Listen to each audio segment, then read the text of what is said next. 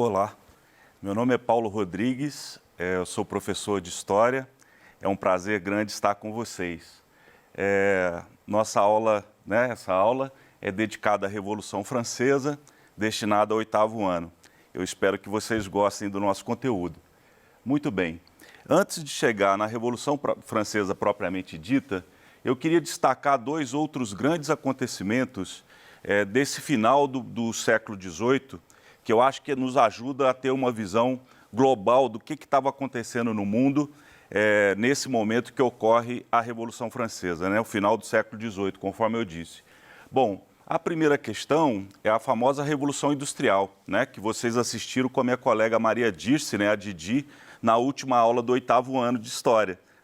A Revolução Industrial ela também ocorre na segunda metade do século XVIII, na verdade, e ela traz mudanças econômicas e sociais que inaugura a economia contemporânea.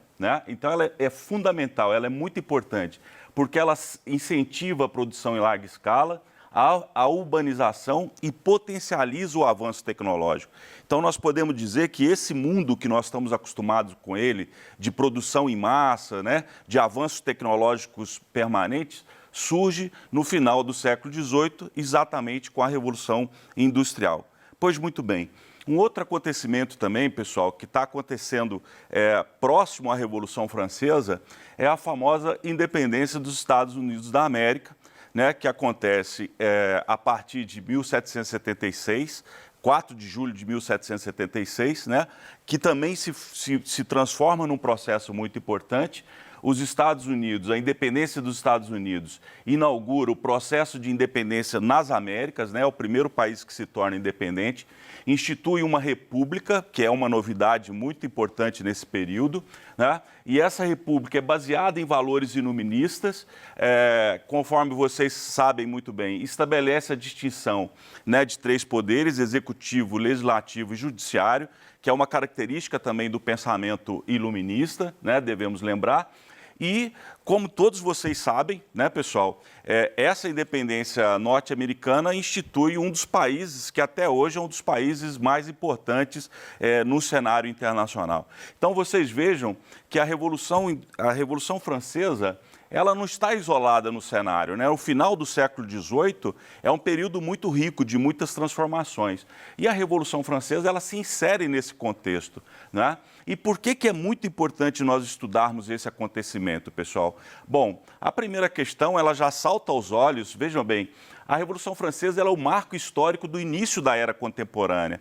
Então, se vocês olharem uma linha do tempo, aquelas linhas do tempo famosa da história, você tem o período, a Idade Média, você tem a Idade Moderna e a Idade Contemporânea, que é a que nós estamos vivendo agora, nesse instante, é exatamente inaugurada pela Revolução Francesa. Então, é um marco muito significativo. Agora, por que ela tem essa importância? Vejam bem, senhores, ela consolida, inaugura a ideia de uma nação como uma organização de cidadãos portadores de direito. E isso é uma grande novidade para o período no século XVIII, vocês compreendem? Então, é por isso que nós devemos sempre estudar com muita atenção a Revolução Francesa. Pois muito bem, eu trouxe uma citação de um historiador que eu gosto muito, chamado Éric Robesbal, e não é uma citação literal, por isso que não está sobre aspas, mas ele diz, a grosso modo, o seguinte: a dupla revolução, ou seja, a Revolução Industrial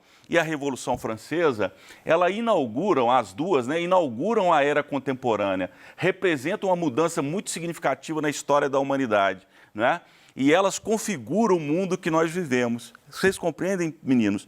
Então, vejam bem, quando a gente estuda a Revolução Industrial, quando a gente estuda a Revolução Francesa, nós também estamos compreendendo o próprio mundo que nós vivemos nele na atualidade. Pois muito bem. Entrando na nossa Revolução propriamente dito, eu trouxe alguns elementos das características da França antes do processo revolucionário, e a primeira questão que se destaca é em termos sociais, pessoal. A França tem aproximadamente 25 milhões de habitantes, que para os padrões da época era bastante gente, é um dos países mais populosos da Europa, E essa população ela está dividida em 3 estados, conforme nós chamávamos, 3 estados. Quais são eles? O clero, que é o pessoal vinculado à igreja, a nobreza, que é a elite nobre da sociedade, essa nobreza vem desde os períodos feudais, conforme vocês já conhecem, e um chamado terceiro estado, pessoal, que ele é muito amplo, olha para vocês verem, nesse terceiro estado estão os camponeses, os trabalhadores urbanos, a chamada pequena burguesia, né, profissionais liberais, médicos, advogados, e a alta burguesia, né, os empresários, os banqueiros, etc.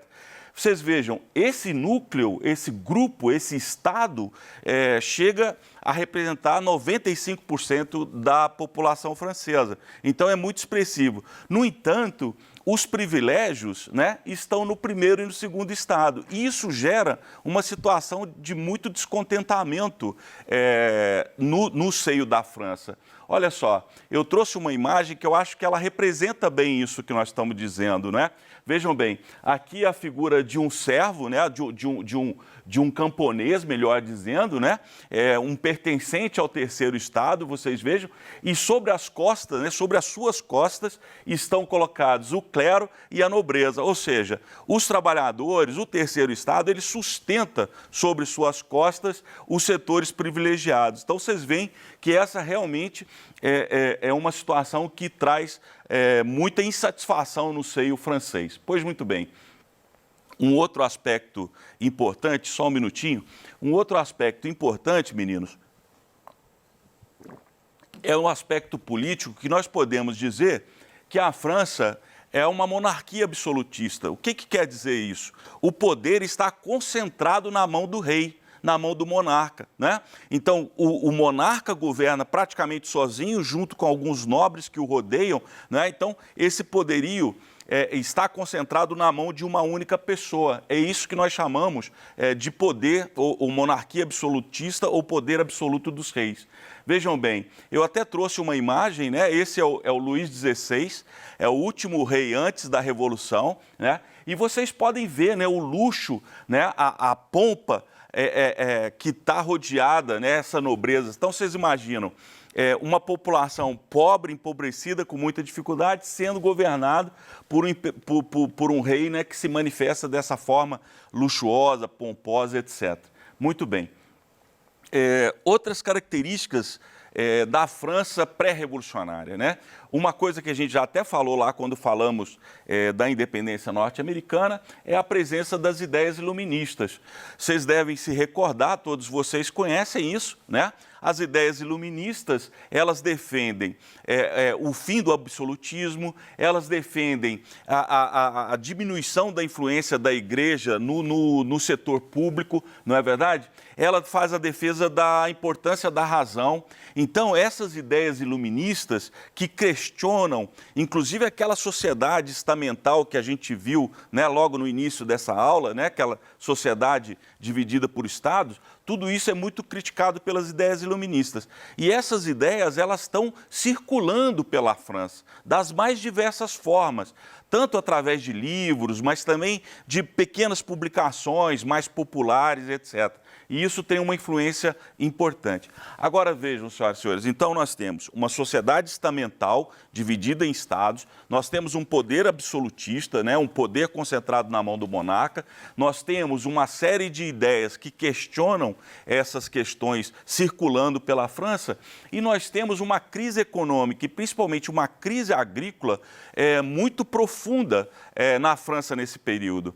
E aí, pessoal, quer dizer, a situação daquelas populações mais pobres, que já não era nada boa, com essas crises agrícolas, isso só vem a se agravar, inclusive com a presença de fome, etc. E o próprio Estado francês, né, o governo francês, né, o Estado francês, está muito em crise econômica também.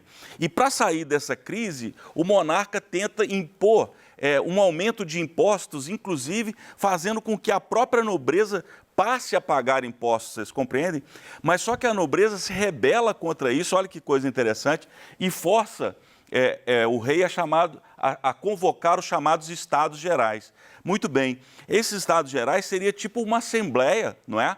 Aonde que teria os representantes dos diversos estados representados nessa assembleia. Muito bem.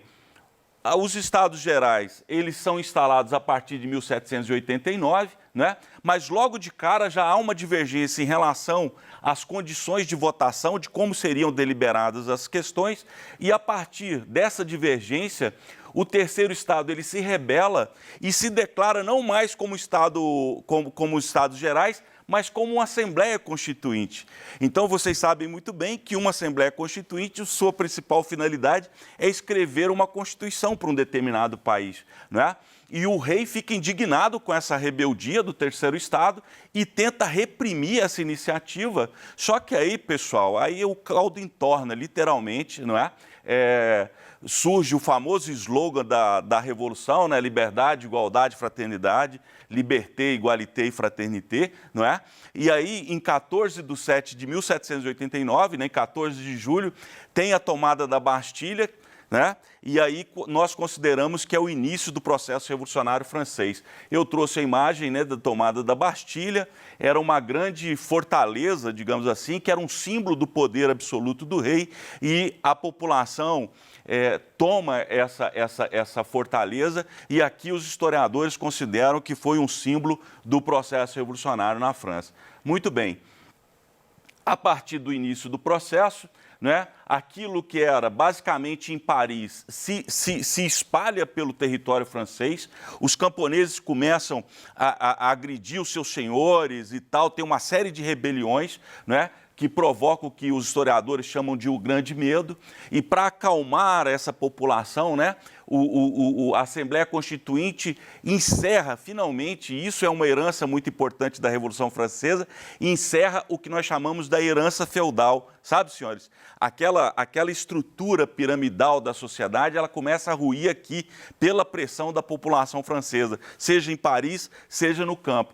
Muito bem, uma outra momento importante também é a chamada Declaração dos Direitos do Homem e do Cidadão, que eu gostaria de chamar a atenção para vocês. Olha aqui, vamos fazer uma análise do documento histórico. Me acompanhem, por favor. Vejam bem, essa primeira parte aqui é um pedacinho que eu tirei da Declaração dos Direitos do Homem e do Cidadão, lá de 1789. Olha para vocês verem o que diz. Os homens nascem livres, os homens nascem e são livres iguais em direitos. E esses direitos são basicamente a liberdade, a propriedade, a segurança e a resistência à opressão. Agora, vejam bem, eu peguei um pedacinho da nossa Constituição, a Constituição atual do Brasil, né, de 1988, a lei que rege a nossa vida, conforme vocês sabem. E olha só o que diz o artigo 5º da nossa Constituição.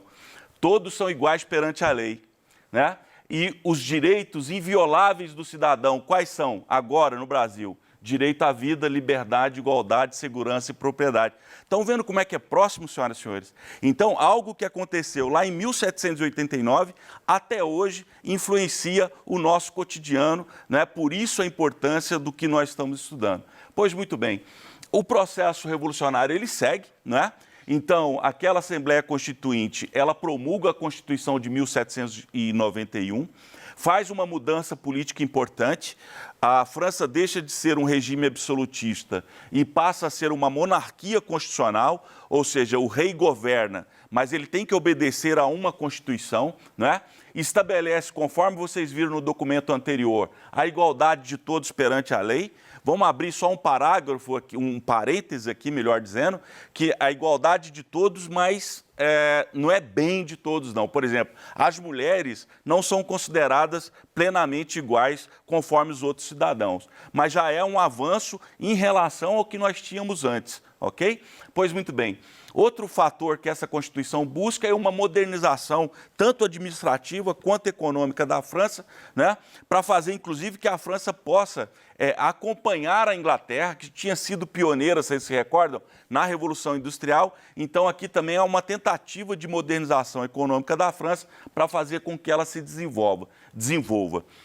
A divisão em 3 poderes, semelhante ao que aconteceu lá nos Estados Unidos, e institui o voto apenas para os chamados cidadãos ativos, ou seja, aqueles que têm uma determinada renda. Então, nem todos poderiam participar por meio dessa Constituição de 1791. Muito bem, se vocês se recordam, eu acho que a minha colega Didi também falou disso, a Revolução Inglesa, ela começou assim também e parou. Só que a Revolução Francesa não, ela segue. Vocês compreendem? Então, em 1792, 1795, primeira coisa é que o rei não aceita essa perda de poder e tenta fugir e acaba sendo preso. Segunda coisa é que uma parcela significativa dos nobres e do clero, né, dos padres, das autoridades eclesiásticas, se refugiam, principalmente na Áustria e na Prússia, que são países absolutistas vizinhas à França. E eles articulam, né, uma invasão de países estrangeiros em cima da França. Olha que coisa. Então, pessoal, para se proteger, para garantir o processo revolucionário, há um chamado à nação, aos cidadãos, à população, de armas na mão, fazer a defesa da Revolução Francesa, né? E isso é alguma coisa muito importante. Se vocês pegarem, eu até coloquei o nome aqui, se vocês pegarem, por curiosidade, depois a letra do hino nacional, que até hoje é o hino da França, vejam que hino forte que é, né? Cidadãos, as armas, vamos defender o país, que o sangue dos traidores inunde a nossa terra. Então, é algo muito forte. Pois muito bem, é nesse processo, pessoal, que há uma radicalização da Revolução, é realizada uma nova eleição, se estabelece um novo parlamento chamado Convenção Nacional, né? E aí há uma nova Constituição na França que traz algumas mudanças importantes. A primeira coisa é que a monarquia ela é abolida, né? Vocês lembram que o rei, inclusive, está sendo acusado de traição porque ele tentou fugir da França, estabelece uma Constituição republicana, né? Esse período, 1792-95, e aqui também, nesse período, essa Convenção Nacional, ela se divide em 3 grandes grupos, que eu acho que é importante a gente passar rapidamente. Os girondinos, que sentam à direita do plenário, não é? Os girondinos, que é o setor mais burguês, mais elitizado, que quer evitar a radicalização da Revolução. Os jacobinos, que sentam à esquerda do plenário, que querem aprofundar o processo revolucionário. E um centro chamado de pântano e tal, que uma hora vota de um lado, outra hora vota do outro. Mas, vejam bem, na radicalização do processo revolucionário, o próprio rei é julgado e é condenado à guilhotina. Eu até trouxe uma imagem para vocês verem, né? Uma representação da execução do rei, né? Aqui na guilhotina. Vocês podem observar, quer dizer, aquele senhor todo-poderoso, o destino dele, ao final, é morrer aqui na guilhotina. Pois muito bem. Algumas medidas populares são tomadas, tabelamento de preço, distribuição de terras, etc., né?